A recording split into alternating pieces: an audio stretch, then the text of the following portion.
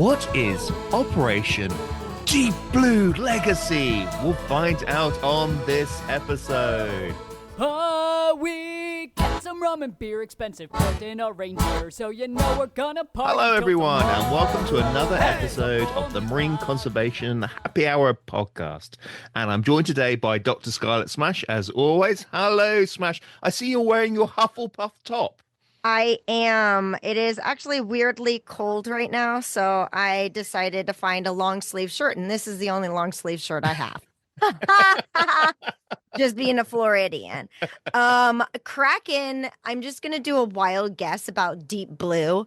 This is like a cartoon TV show, isn't it? Right, Kraken? No, it's not like SpongeBob SquarePants. It really, no. I know you love SpongeBob, but no, it's not. All right, tell us who we have today. We're joined today by Isadora Abuter, a previous guest, and she's going to tell us about Operation Deep Blue Legacy. So, Isadora, can you just give us a quick reintroduction about who you are and who you work for, and then tell us about this project? Yes, for sure. So I'm Isadora. I'm the social media manager at Healthy Seas. Healthy Seas is a foundation that tackles marine litter globally through cleanups, prevention, and education. And Operation Deep Blue Legacy is an initiative by Healthy Seas, SDSS, and Ghost Diving, made possible by the DWS group, and is a mission that focuses on reclaiming World War II shipwrecks from the Battle of the Mediterranean convoys from entanglement in ghost nets. So that's the shortcut of Operation Deep Blue Legacy. Very interesting. Very interesting. And which part of the Mediterranean are you concentrating on? So during Operation Deep Blue Legacy, we were concentrating on the part between Tunisia and Lampedusa, the Gulf of Gabes, which is a biodiversity hotspot in the Mediterranean because it's a shelf area with upwelling currents that bring nutrients from the deep sea to the surface, and it has a lot of primary production and supports a diverse range of marine life. And this part of the Mediterranean was where the Battle of Mediterranean convoys also took place. Whoa. I got a lot of questions now. One, why is it called the hot spot? And two, can you give us a little bit more history? Yes, of course. So maybe first, what is the Battle of the Mediterranean convoys? So the battle was a naval conflict during World War II between the Axis powers and the Allies, and they wanted to control the supply lines across the Mediterranean Sea. So the battle was part of the larger Mediterranean and North African campaign and involved really intense naval battles. And there were ships transporting military supplies from Europe to Libya, Egypt, and Tunisia, and these were often attacked. So indeed, 10% of all supply ships actually sank. And one of them was Lupo, which is an Italian torpedo ship. And it's also called the lucky ship because it had survived difficult circumstances like enemy fires and attacks. And it was one day part of an escort convoy to Libya. And it was in December 1942 when the convoy was attacked by airplanes. And the ship sank in minutes after being shot at by a British destroyer. Oh, no, it wasn't lucky again. It lost its luck. Exactly. So after years of searching, the Lupo was found, but it was found, unfortunately, covered in layers and layers and layers of ghost nets. So wow. That's why we did our mission there, to reclaim the historic shipwrecks from these deadly ghost nets. And why is it a biodiversity hotspot? Or what does it mean that it's a hotspot? It's simply that there is a lot of flourishing marine life over there. And if we talk about shipwrecks, well, they often are an oasis for marine life because they function as artificial reefs, because they offer structure, they provide living space and habitat.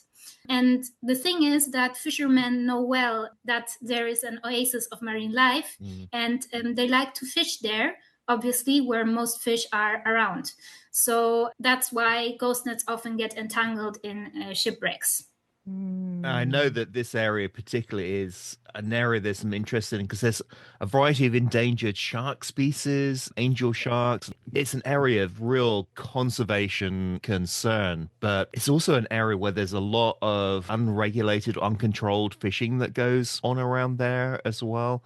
There's really, really big fishing fleets that go out from Tunisia. Yes, you are right there. Yeah. Wait, which sharks are we talking about? I'm curious which sharks are endangered over there. In particular, there's two species of angel shark. Oh. So they look like if you slapped a ray and a shark together, like a shark's tail and a ray's head, and they get very, very frequently caught up in trawl gear and so on. They're very slow-lived, so their biology is a little bit more like dolphins. So if you remove them, it takes them a long time to recover. But ghost nets, so ghost nets we've mentioned before. These are nets that basically aren't attached to a fishing boat, and they're trash, they're debris in the water. And I guess with a wreck, there's all sorts of things sticking out that these nets can catch on. Yes, exactly. So a wreck is an additional structure, and there are different complex structures also on the wreck that the nets can get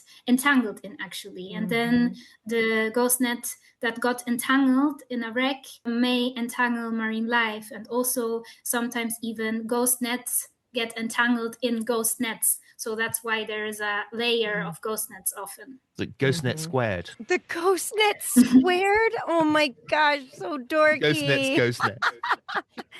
And how deep are these wrecks? If you're a scuba diver, you're limited how deep you can go. So how deep are these? Yes, absolutely. You are limited. And in Operation Deep Blue Legacy, we worked only with volunteers that are really, really experienced technical divers, because the wrecks lay around 50, 60 meters. Oh, deep. So that's already deep. And if you need to do work underwater, which is to remove the ghost nets from the shipwrecks, that's an additional exertion that you have there. And you need to really be a very skilled diver to do these kind of dives. And also because it's very, very, very remote area. So there is no land anywhere near where these shipwrecks lay. The divers also need to have a sort of fitness and like a resilience to be days out at sea in a very remote and sometimes harsh conditions. Yeah, and if there's any problem with getting the bends, you're ways away from a recompression chamber. Yeah, you're freaking me out. Both of you guys are freaking me out. At first, I was like, oh, this sounds fun. Diving, ghost diving.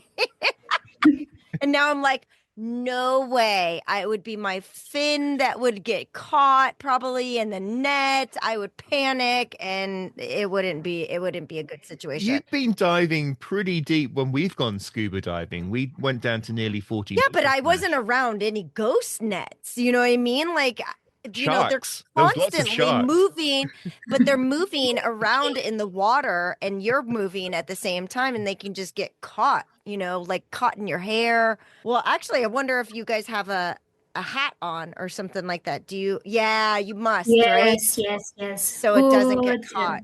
Dry suit and everything. Yeah, it's going to give it chilly down at that depth. So how long can you stay under? If you're around about 50, 60 meters, that's not very long. Or do you have really, really long decompression stops? Well, the divers, as they are very experienced, they can also do longer decompression, and they dive on rebreather. So it's a system that kind of recycles the gas, so they can stay longer. But the exact time, I don't know, to be honest. I wasn't part of the diving team. But what I also wanted to say is that, it's really remote, and we have released 3 episodes of a documentary where you can also see how the life on the boat is like during such a mission. Ooh, tell us more about that. I'm so excited. I want to watch. Yeah, it's very nice. So it's actually available on YouTube. It's 3 episodes of Operation Deep Blue Legacy.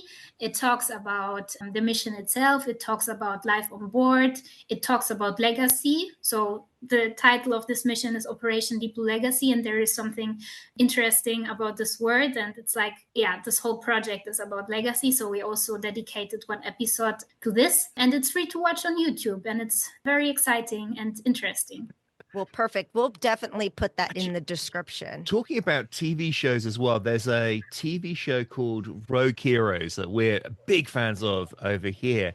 And it's about the startup of the SAS, who were a bunch of absolutely bonkers James Bond types in the Second World War. And it's around about this era, this time, when there are all these ships going backwards and forwards to try and supply the North African campaign and also the various islands nearby. And the SAS, their job was to try and bomb all the planes that were trying to shoot and sink these supply ships. So it actually refers to all of this. And the SAS was set up to try and help these supply ships get to North Africa and resupply the British and Allied troops there. That's very interesting. Also, when you say that, I want to point out that this project tries to bridge conservation and history. So one part is conservation to bring out nets that harm marine life from these shipwrecks.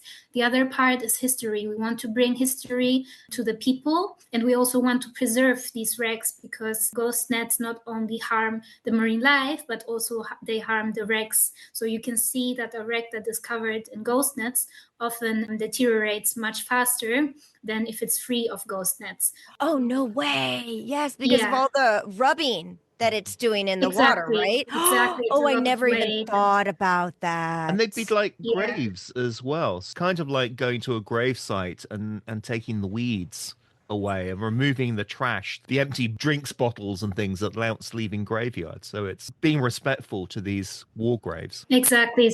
So it's not only to uncover history and protect marine life, but also to raise awareness about the importance of conserving both historical and marine heritage. Oh, I love that. Can I just add one more thing that I think is important? It's about how this project continues in 2025. Go ahead. Okay. So the project is ongoing and continues in 2025, but dry in a way because we go to schools and raise awareness about legacy. So we reach out to younger generations and want to ensure that the legacy of historical preservation and marine conservation continues. So this project aims to raise awareness about historical shipwrecks from World War II and promote the concept of ecological and historical heritage in school and to the public. I bet there's a lot of people who are listening, particularly from the UK, where they're going, 15 meters. You know, we go diving 50 meters in dry suits all the time. We could do that. In the UK, there's a lot of these convoy wreck sites as well, because they take supplies out to America and so forth, and the submarines will come and try and shoot them. So I bet there's a lot of experienced divers in the UK and Northern Europe who've had very, very similar experiences diving. So how do they get in contact with you and volunteer for this? Yeah, great question. I had that question too. Yes. So in the case of this project, we partner together with Ghost Diving, who have many volunteers that are diving volunteers and that help us also in regular projects, other projects. And there we have the diving department at Healthy Seas that chooses the divers that are suitable for diving in these difficult conditions, because it needs to fit very well, both skill-wise, but also personally, because you are together on a small fishing vessel for several days.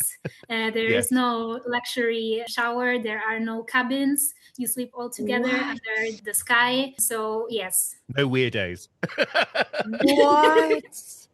Wait a minute. I like my own privacy. I mean, how do you get dressed when there's men and women mixed? In front of each other.